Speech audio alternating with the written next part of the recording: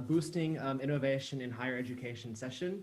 My name is Wesley Crock. I'm the head of education at EIT Raw Materials, and I'm the lead of the HEI Initiative, which is a cross-kick program involving all 8 EIT kicks. And over the next 45 minutes, we're going to have a discussion about what the objectives are of the HEI Initiative, as well as present the results of the first applications that we've received to the first pilot call, and then involve the panel who has joined me today to have a discussion with a few questions from us at EIT, but then also from you all in the audience. So I would like to welcome Antoinetta Angelova-Krasteva, who is the Director for Innovation, Digital Education, and International Cooperation at DGAAC, and also Patrick Prendergast, who is a former EIT Governing Board member and chair of the task force that actually set up the HEI Initiative, and is the provost at Trinity College, Dublin. So without further ado, I'm going to share my screen. I hope this works.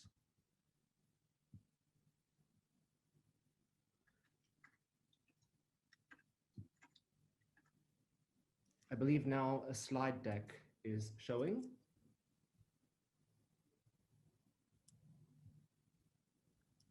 Wonderful.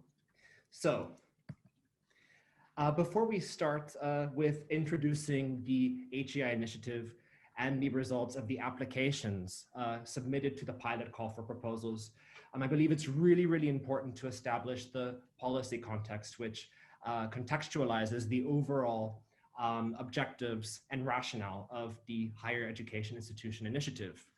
So as part of Horizon Europe, and as part of the reason that we are actually meeting all today online and in Portugal, is that the new Strategic Innovation Agenda expects the KICs to raise the bar in higher education. And they expect us then to create systemic impact in higher education at institutional level. And this means that we will depart from where we currently are engaging predominantly with higher education institutions at the faculty level, and sometimes even program level, based on the intrinsic focus of the particular EIT KICs and the intrinsic disciplinary focus of the individual faculties and programs, and strengthen the innovation and entrepreneurial capacity of entire institutions, as well as empower them to integrate more within their innovation ecosystems. And the goal is actually to spark HEIs to become engines of innovation in their local and regional innovation ecosystems. And in order to deliver on this, the EIT and the EIT KICs have established the HEI Initiative, Innovation Capacity Building for Higher Education.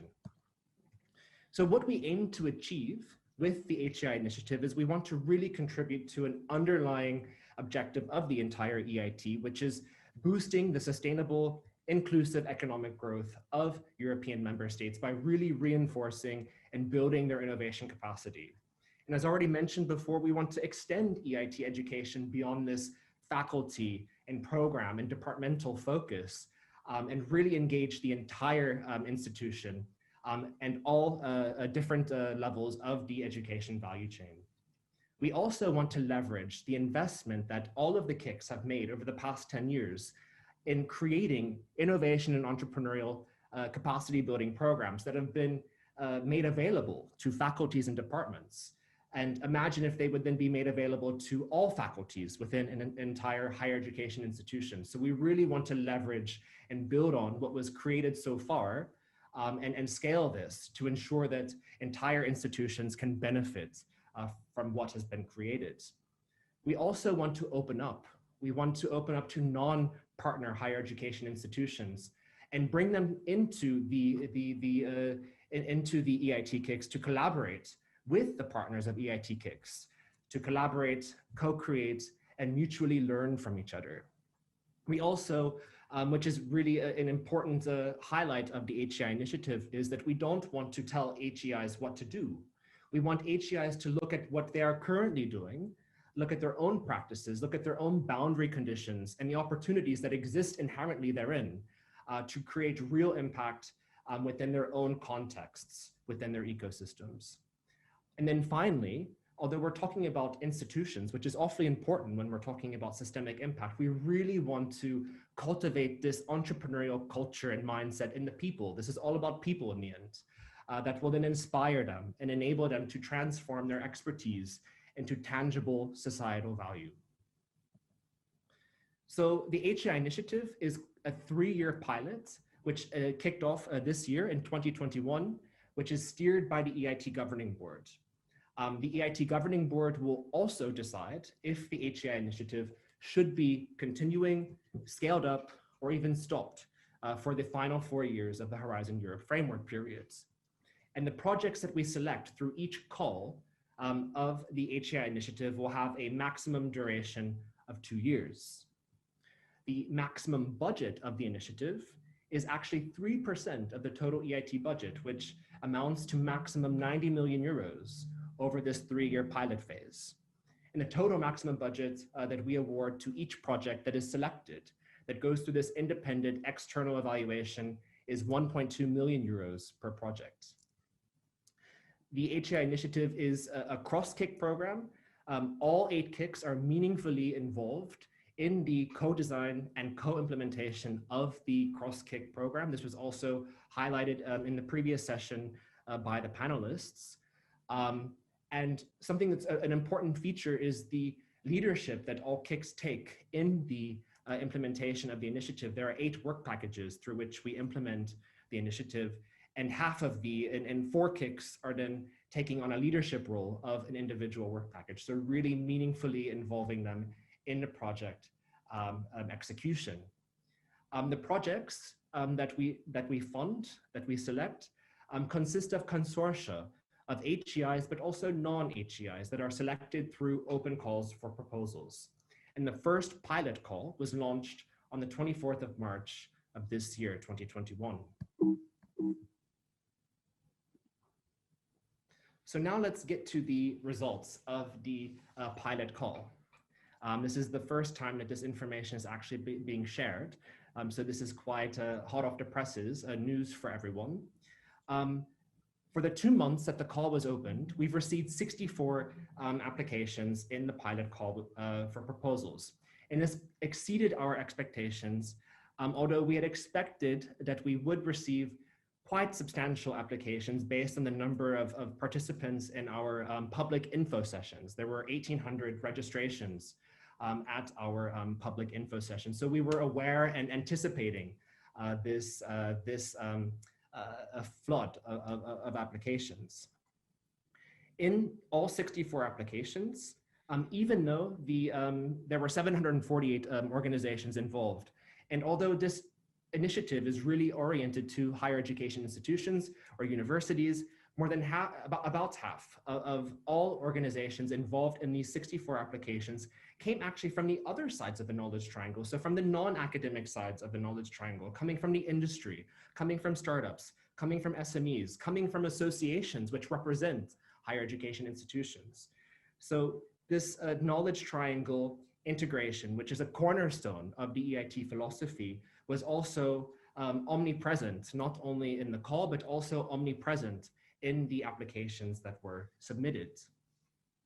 There were 319 higher education institutions involved in these 64 applications, which averaged about 5 higher education institutions per application. If we consider that the eligibility criteria were requiring only 3 higher education institutions per proposal, with 1.2 million euros available, this shows us that actually, although the funding is important, the more higher education institutions you involve in one proposal, the smaller amount of funding that is available to the participants. So it's a signal to us that actually the collaboration with many organizations that is meaningful for that particular consortium was more important than the maximum funding that they could actually receive in the end. This number is also quite substantial, and it really represents a desire to us at EIT of the number of HEIs that wish to engage with the EIT, which may have not had the opportunity without this initiative to really get involved in the EIT activities. And one other interesting point to make is that under the SIA 2021 to 2027, the target that we are expected to reach, the target number of HEIs in all EIT activities is 680 higher education institutions by 2027 and 285 higher education institutions by 2023. Well, just through these applications, we've already reached 47% of the target that we expected to reach by the end of Horizon Europe, and we've already exceeded the target that we've set for 2023, at least in the number of HEIs involved in the applications submitted to the initiative. And then 36 countries are represented by organizations in these applications. And this is all EU member states. Every single EU member state is represented in the applications, with some astonishing numbers of the RIS country participation. And this brings me then actually to the geographical distribution of all organizations in the 64 applications. So as mentioned before, there are 748 organizations that were involved in these 64 applications.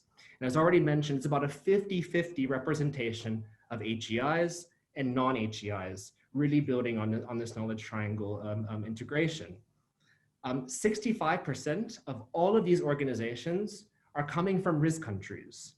And this is for us a salient feedback, as we really want to make this initiative inclusive not only to the leading innovation, member states with high innovation capacities, but we really want to deliver on other EIT strategies related to the RIS implementation, which we believe our initiative is fully in line with those RIS ambitions to improve, in particular, the innovation capacities of innovation ecosystems in low and modest innovating countries, and to establish more presence in RIS countries.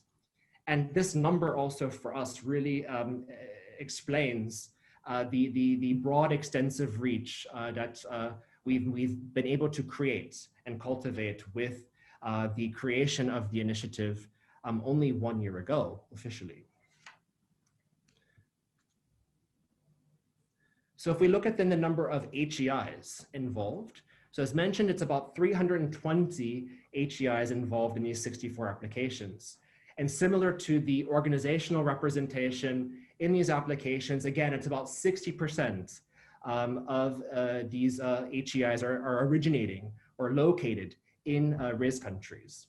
An important fact for us is that the majority of all of the HEIs engaged in these applications are coming from outside the KIC community. So they're not yet existing partners of an EIT KIC.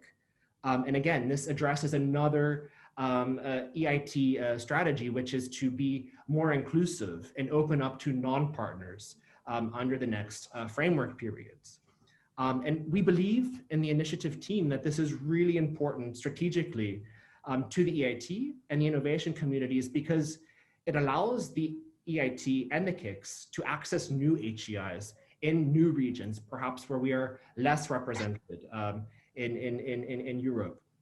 It also creates value for the individual innovation communities and the partners that are paying partners within the existing innovation communities by enlarging the collaborative possibilities of the existing partners. So really opening up new organizations with whom the existing partners can then work together.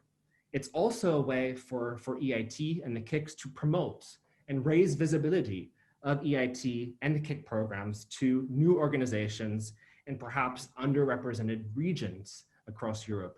And in fact, when we were carrying out these info session webinars with the 1,800 participants, it was clear to us that we still have a lot of work to do with raising the visibility and promotion of EIT and all it has to offer to a lot of higher education institutions in Europe. And finally, although not obligatory, no non-partner is obliged to become a partner of an EIT KIC, but it is possible that these new non-partners may be interested to officially join one of the innovation communities. So what's next? Well, the call has closed and the independent evaluation has concluded. The consensus meetings have concluded and the selection is taking place. And the results of the selection will be announced on the 12th of July. So in about 1 month, it will be made public, the 24 consortia who have then been selected. And because this is an ongoing initiative, although a pilot, we will launch another call, the second call, this year still. So please stay tuned to www.eit-hei.eu. This is really the one-stop shop for all information related to the HEI initiative. Through this initiative, we will, through this website, we will launch the call. And you can also sign up to our newsletter, which we then disseminate monthly or regularly to our registrants. And through this newsletter, we will also announce the next call. And with this, I conclude then what I wanted to share with you all with regard to the initiative and the results of the first applications.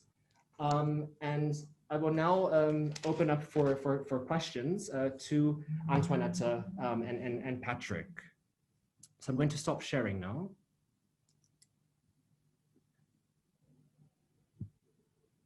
So there we go. So my first question goes to Antoinette. Antoinette, in order to catalyze the green and digital transitions, innovation is a salient lever. According to Eurostat, in 2018, there were 17.5 million students enrolled in higher education institutions in EU member states. These are our future. These students will graduate and become doctors, engineers, artists, teachers, future policymakers and civil servants, future provosts, but also hopefully more and more future innovators and entrepreneurs. So my question to you, Antoinette, is what European policy priorities and actions planned by the European Commission will strengthen the links between higher education and innovation? And can you comment which of those priorities could mutually reinforce the impact of the HEI initiative? First of all, good afternoon to everyone. I very much hope that you can hear me and see me. And many thanks for this invitation to participate at today's event and in this session. The topic is highly important. When we talk about innovation and higher education, it is clear that we talk about innovation in higher education institutions and through higher education institutions. And Wesley, your presentation was very useful just to once again show the important role of the EIT when we talk about innovation and the role of education. It is clear that higher education institutions play a central role in the innovation process. It is highly and widely acknowledged the contribution they make in terms of creating new knowledge, advancing the technology frontiers, but also fostering economic development and also being agents of change in their regional and local communities. And a lot has been achieved over the past years, including with the support of the EIT, but we've seen various initiatives across the education and training sector. But still, it should be acknowledged as well that the higher education institutions and higher education as such has not fully played its potential as a driving force also for innovation. It is clear that especially this is shown by the COVID crisis. The pandemic put a lot of challenges ahead of higher education institutions, that a profound transformation is still needed. Having said that, it should be also acknowledged that the Commission had put forward a number of important policy initiatives over the past year. And let me mention here the European education area, but also the renewed European research area. And it is important to underline that the higher education institutions are at the heart between these two major policy initiatives, and they can play an important role to bring them together. Having said that, the Commission is still committed to further reinforce the role of higher education institutions. And let me mention here the forthcoming initiative for the European Strategy for Universities, which is one very ambitious policy goal. It is already set in the European education area, and it is planned for adoption early next year. So what is the objective of this European Strategy for Universities?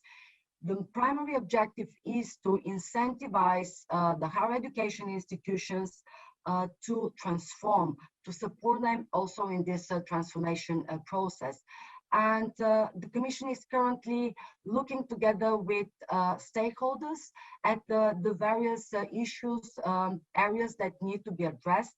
And you would not be surprised to hear that the green and digital readiness of higher education institutions is very important, as well as the inclusion aspect, as well as the connectivity aspect, but last but not least, also the innovation strand.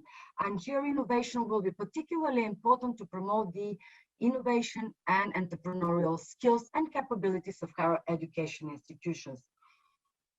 Before I finish replying to your answer, because something which was mentioned at previous sessions as well, but also was very much promoted by the Commission in her speech, was the synergies and complementarities between the various initiatives. And I would like to mention in particular the European Universities Alliance initiative.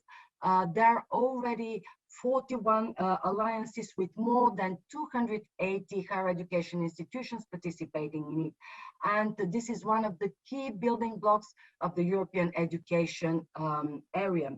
Why it is important to mention it? Because we have to create synergies between the higher education institution initiative, the pilot project currently implemented by the EIT, and the European Universities Alliances.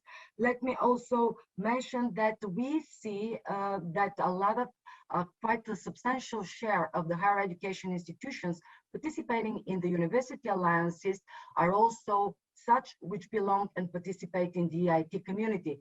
So we see here quite a substantial margin and potential for further synergies and complementarities between the two. What will be extremely important will be the transfer of knowledge, experiences, and good practices. And very briefly, just to mention the other initiative, which is very likely to be known by many of the participants.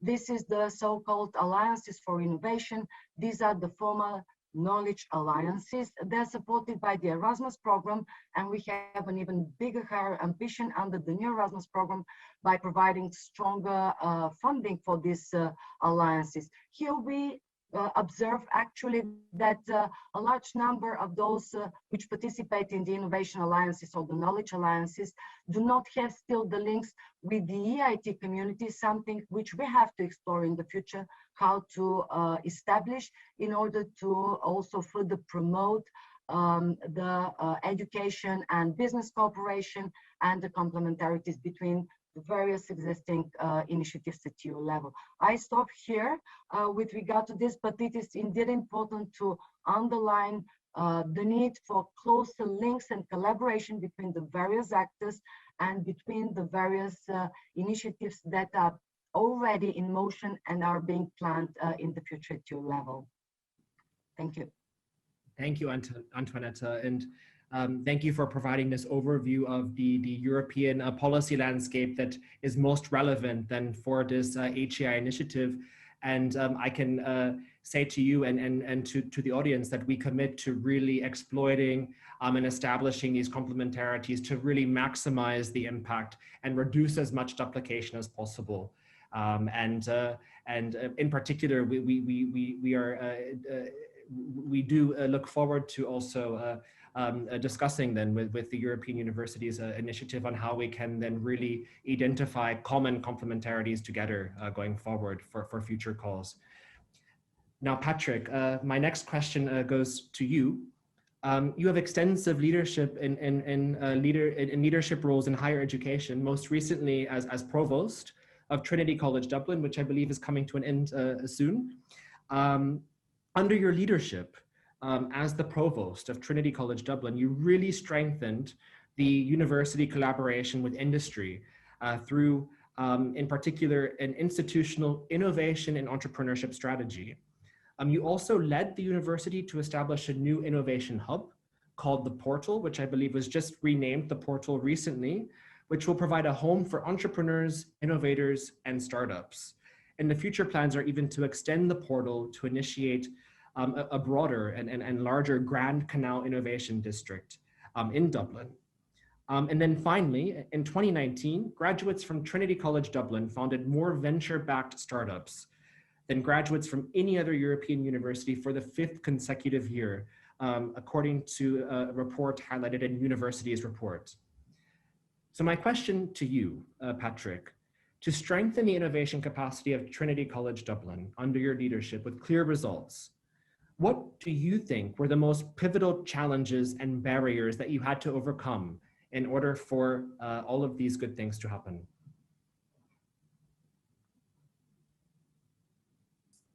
Thank you very much, Wesley. Well, my job as the leader of the university is to set its mission. Well, firstly, I'll articulate a vision for where the university should be as a contributor to society, and then to set out how that can be achieved through the mission. And the vision has to be extended beyond education and research to include wider impact in society, giving students and staff within the university the tools to create wider impact than can be achieved solely through education and research. And that is identifying innovation and entrepreneurship really as an activity that needs to be resourced separately and needs to be linked to the mission in both education and research. So that's the most important thing, to have a holistic university strategy that sets out to achieve that. So education leads to link to innovation and entrepreneurship by offering students opportunities to learn how to be innovative and how to be innovators and entrepreneurs in their curriculum. Whether that curriculum is easy to see if it's in engineering or in science perhaps, less easy to see if it's in medicine or humanities or sociology or something like that. But all students need to see the link between what they learn and how they can create impact in society with that. And then research, of course, is somewhat easier to see the link between research and innovation and entrepreneurship, because the outcomes of research often have commercial value.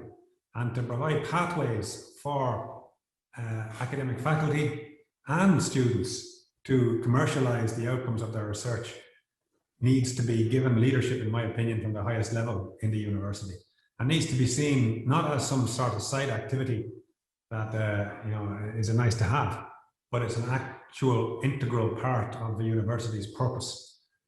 And many people argue against this, frankly. They say, no, commercial things, bad for a university. Don't do this. Stick to the mission of education and research only. But at the beginning, I was clear in articulating that I didn't agree with that, and I felt that the university needed to do more to have innovation entrepreneurship as its core, as one of the core activities. So that's the main, most important thing. And that then creates some tangible additional activities that the university engages in, such as technology transfer offices to help with the IP, such as incubator spaces for students and staff to develop their businesses and grow them, such as creating an environment to allow investors to put money into university-backed activities. All of this will be familiar to many people, but none of it can happen really without the university president articulating the wider purposes of innovation and entrepreneurship as a university activity alongside education and research. So I leave it there. Thank you, Patrick. And I see that you've really emphasized what I take away, two kind of salient points, namely that behind these innovations are people. So we have to really provide the opportunities and empower the people to be able to transform their expertise into something that would then create value, but then also to have this really high level institutional buy-in that will create the structures and the conditions that are necessary for enabling these pathways between expertise holder and actual venture. So I think that these are some very important points that I hope the audience will then crystallize and sink in and with the audience. Thank you, Patrick. Thank you. So then I move on to the second round of questions. And this question then is for you, Antoinette. Antoinette, since the EIT was founded in 2008, 8 innovation communities have been established, which are working together to strengthen Europe's ability to innovate. As a pillar of Horizon 2020, and now Horizon Europe, EIT and its innovation communities comprise over 2,700 partners across Europe, including more than 240 higher education institutions. A focus of the new EIT strategy under Horizon Europe is to extend the impact of EIT higher education beyond university faculties and departments and really create systemic impact in higher education at the institutional level. But part of this higher education strategy is also to empower HEIs to collaborate more meaningfully with local, regional, perhaps national, and even international innovation ecosystems. So my question for you is, why is it important for HEIs to collaborate more closely with their local and regional innovation ecosystems? And what instruments or supporting frameworks created by the European Commission could be accessible to the HEIs and the initiative, which would then enable this collaboration? Yeah, thank you, Wesley, for this. Is indeed a very, very good question. And there are two particular aspects, issues that come to mind when we speak about the role and importance of higher education institutions' collaboration with their local and regional innovation ecosystems. First of all, the higher education institutions are vital for developing the innovation and entrepreneurial capacity needed for regional economies. And the second thing, which is highly important, is indeed the fact that they equip the future innovators and entrepreneurs with the necessary innovation and entrepreneurial skills. You've already underlined, Patrick, as well, that the focus is the people, the students. And through education, through higher education institutions, they can actually facilitate the access of students, of young people, to regional labor markets. This is one thing which is highly important, but also support local economy growth. So these two aspects point to the important economic and social mission of universities as part of their multiple mission nature. And many higher education institutions play a crucial socioeconomic role for their surrounding areas. So we know this, we've seen a lot of examples. However, there is still a large number of higher education institutions which have not yet fully unlocked their potential of active contributors to a local and regional innovation development. So with regard to, very concretely, with regard to the EIT pilot action, there are two particular initiatives existing at EU level, and I'm sure that the audience probably know one of them very well. I will refer to the H-Innovate self-assessment tool.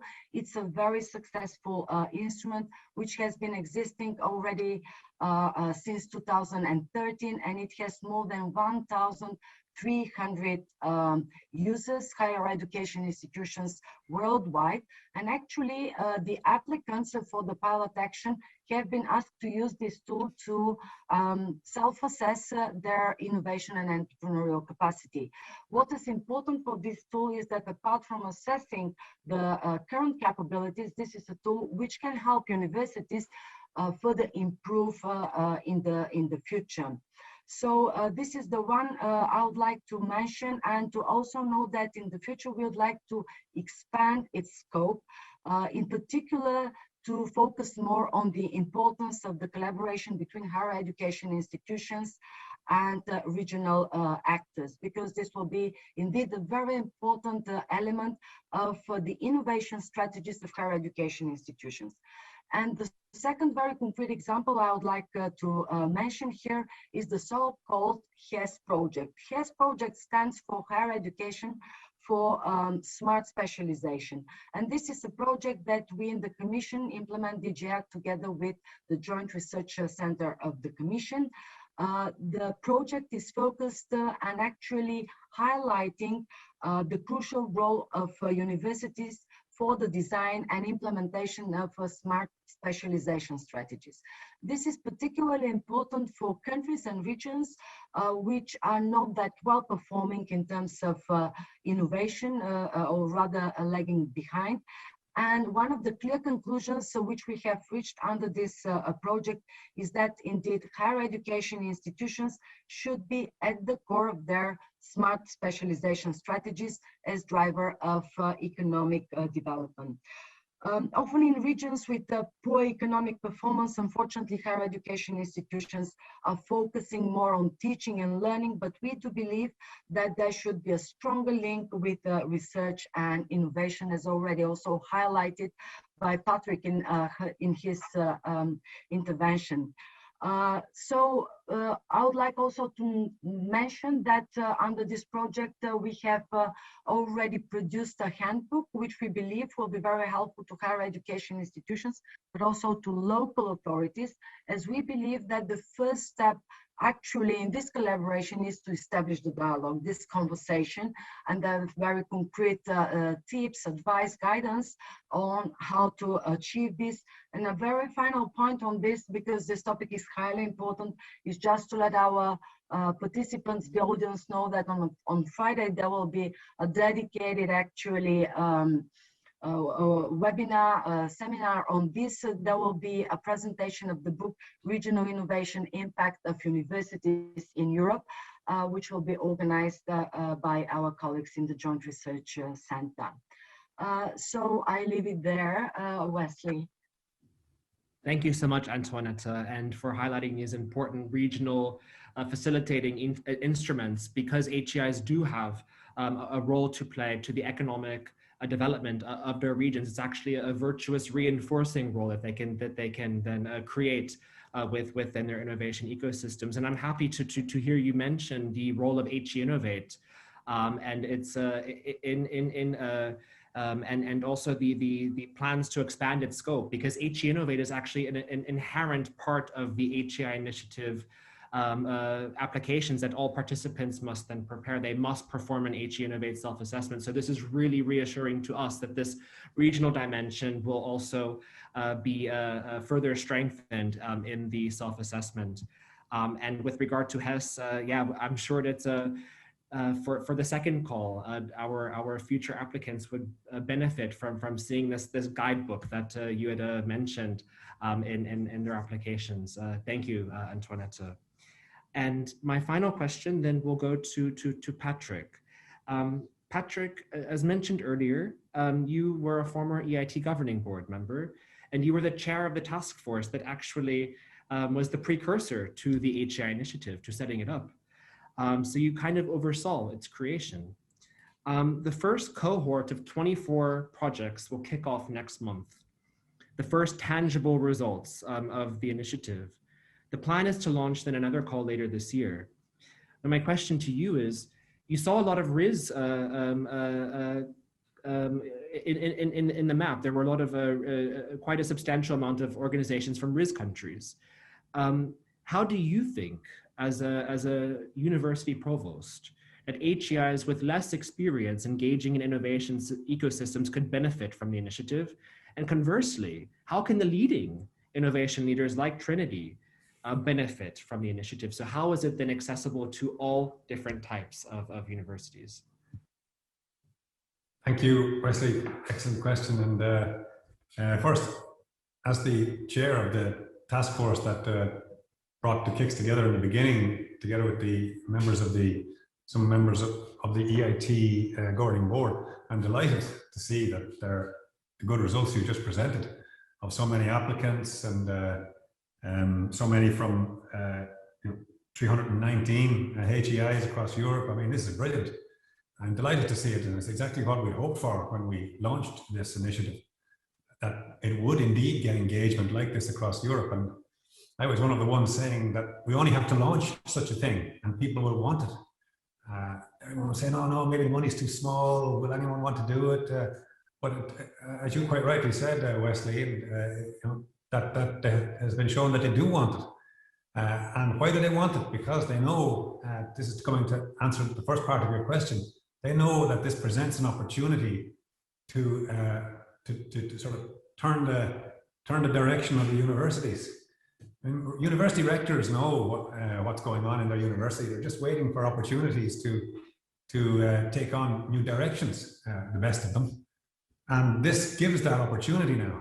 If a university is involved in the HEI initiative or an Institute of Technology or University of Applied Science or whatever, this now presents an opportunity for the leadership of the university to take a new direction in a new activity.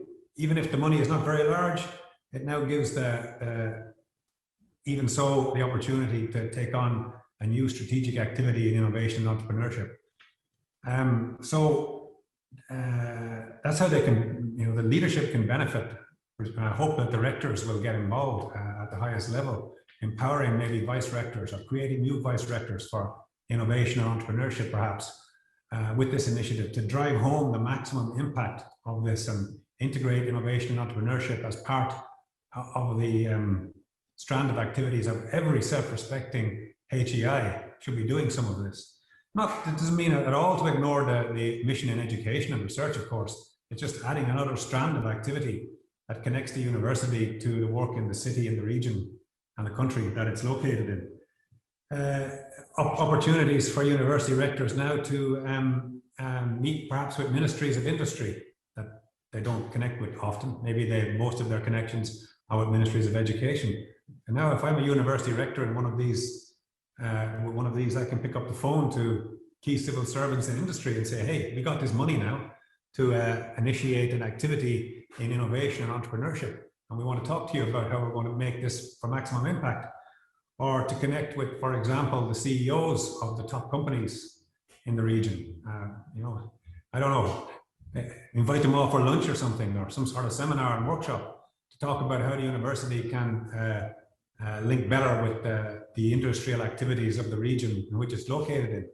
These doors can be open now because there's a reason to do so, a new activity to allow that to begin. And I guess the universities that have succeeded in getting into this initiative will want to use those opportunities, and they don't come along very often. So I guess, and you can be sure, that in every country where some of these have been won, some public servant has seen the list of universities that have got the money and say, hey, now we must talk to those guys to see what they're going to do with the money.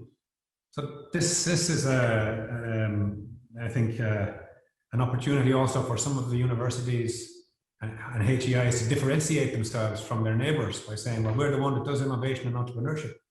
And the evidence for that is that we've got this HEI Initiative funding now to engage with partners across Europe to strengthen our innovation capacity. The second part of your question is an interesting one. How can innovation leaders like Trinity College Dublin benefit from the HEI Initiative? Well, I would answer that by saying we're all on a journey, all universities and HEIs. Some of us are on different parts of the journey. Some of us are on the beginning, some of us are in the middle, but nobody really knows where the end is, Is the end like Stanford University in the United States, or is the end like, I don't know, what other university? There is no end, is the truth. You have to, if you're a leader, you have to always be looking at what's coming around the corner. And it's becoming increasingly important, for example, that universities address global challenges and get together with industry to achieve impacts in addressing global challenges of many, many kinds. Housing is one that's very important here in Ireland, but also climate change, also inequality, and how with governments increasingly looking to universities to find solutions, leading universities in every country must find ways to do this. And I think a HEI initiative like this allows us, a university like Trinity College, to think, what's the next thing? And how are we going to be there when that happens? And begin to prepare strategies and capabilities to address that when it does happen. So you mentioned innovation districts. This is very important for us. We believe that is indeed in many ways the next step, because an innovation district can bring together the very large companies, typically multinationals, and the startup community. These two things run on separate tracks most of the time. They don't really connect with each other. And what's in the middle is universities. So universities can provide true innovation districts, ways where large companies and small companies can connect in the same space, and physical space as well as metaphorical space. And I think that that's important for universities like ours to be considering how the university can act as a common ground for large companies and spin out small companies to interact with each other and drive overall innovation. So this is what we must be thinking about. Universities like ours that are leaders are only going to stay leaders if we're ready for change. So there are some thoughts. Thank you, Patrick, for providing your reflections on this and illuminating the versatility of the initiative. And actually, it's as you pointed out, it's theirs for the taking, actually, and it's malleable enough to be able to be contextualized to your own kind of needs and your own boundary conditions. So I hope that this provides some food for thought to rectors or leadership members sitting in the audience today, listening to you speak. I will go to one of the questions from the audience, and it's quite practical, but I think it will provide a lot of information to prospective applicants. Marie-Lou Manke is asking, will the next call be similar to the previous one? And do you know the date of the next call publication? Well, we are evaluating the requirements of the call, as well as the overall call text of this pilot call, but we don't expect it to deviate substantially from what we've established in the first call. But as we have done for the pilot call, there will be a series of public info webinar sessions and even more informational events that we would then make available to any HEI in Europe to be able to understand and comprehend what it is that we expect of participants who are keen to get involved in the initiative for call 2. So please stay tuned, and really I would encourage everyone to sign up to the newsletter, because this is really one of the channels through which we will then share very important information. And then when will it be published? It will be this year. So it's almost half over. 2021 is almost half over. So there's only 6 months left. So it will be in the second 6 months of the year. I'm sorry for being a bit mysterious, but we don't have a precise date yet, and I don't want to give any conflicting or wrong information. Maybe one of the last questions would be, I would ask Antoinette, but Patrick, you had also commented on this in one of your answers about perhaps non-conventional disciplines that could also be empowered to create innovations and ventures. So both of you feel free to answer the question. And it's about the current portfolio of the KICs. They tend to be very technology and STEM oriented, although not solely and conclusively, but they tend to be. And so my question is there a role for more social scientific disciplines, such as the humanities? I think, Patrick, you even mentioned the humanities, such as the humanities or even the cultural studies to deliver or to contribute to Europe's innovation ambitions? I don't know who wants to go first, but it's the last question of the day. Well, maybe I'll start and I'll pass over to Antoinette then. But as far as I know, we are in a position to say things about new KICs, but maybe not. But I expect anyway that cultural and creative is an extremely important part of the future of the EIT. And if you look into some of the KICs, actually, quite a lot of social sciences is driving their activities. Climate KIC is probably the easiest one to think of, but also issues relating to urban mobility, for example. So solving interdisciplinary challenges, it's not the aim of the KICs to give the idea that this can be done solely through technology. This does need wider political and social innovation as well, if it's going to succeed. And I think that's one of the great aspects of the knowledge innovation community or KIC models, that it does allow for that wider multidisciplinary connectivity, but also bringing business, of course, which is really in many respects a humanities discipline, into the solution mix. Thank you, Patrick. And Antoinette, I don't know if you want to provide any last closing words on this question to add to Patrick's answer. Yeah, I fully agree with what Patrick said. I think that we have wonderful examples in the KICS, and we are working really actively on that to include more, for example, in STEM, be a part of arts and have the STEAM, because this is highly important. I do believe that multidisciplinarity is actually the key to success. And certainly there are plenty of examples throughout the KICS, but I think, for example, the Aalto University is a very good example of innovative university, which brings together these various strands. I'm sure that the audience knows that the Aalto University brings together the science, the economics, but also art and design. And we have, of course, great expectations from the future new KIC on culture and creativity, because we do believe that creativity is one amongst the various factors actually which drive innovation. So I leave it there. Thank you very much, Antoinette. Thank you very much, Patrick, for joining me in this session and for joining the audience members in this session on the new HEI initiative, Boosting Innovation Capacity in Higher Education.